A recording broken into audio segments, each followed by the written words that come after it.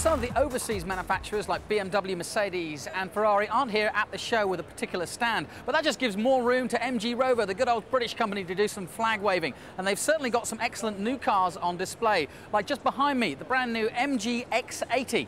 Well, we took a look down to the factory to take a look at this new car and to talk to its designer, Peter Stevens.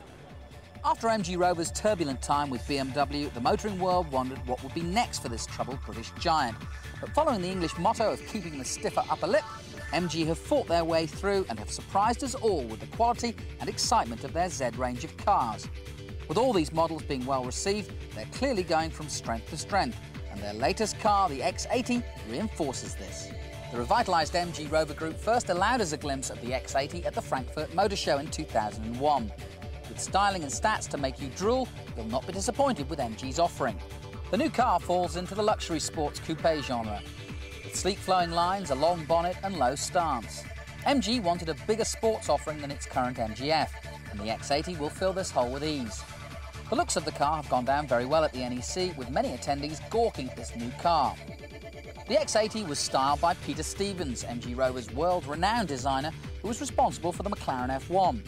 We spoke to Peter and asked him how he founded the idea of the car. The idea for the X80 started with the fact that what MG Rover did was to buy a company in Italy called Cavalli, who produced a car called the Mangusta. And we wanted to expand the range of vehicles that MG has for sale. That was an ideal thing to do as a starting point because a lot of the homologation was already done with that vehicle, and that's a slow and lengthy process that's also expensive. So it kind of got us ahead a long way by buying the company. We then produced a car which we showed at Frankfurt last year, which we called X80.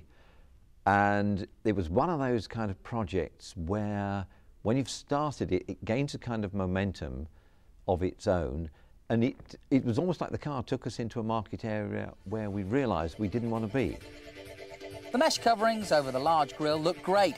The overall shape looks like the SVT Mustang, with its wedge shape and quad exhausts. And it's not surprising to hear that MG expect the US car buyer will play a large role in the future of this car. The brief was, to have something exciting within a very short period of time, and a car that we could then put into small production and would make us some money.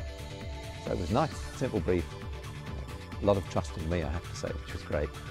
The front headlight cluster together with the large fog lights are very chic, with the tail lights looking very stylistic.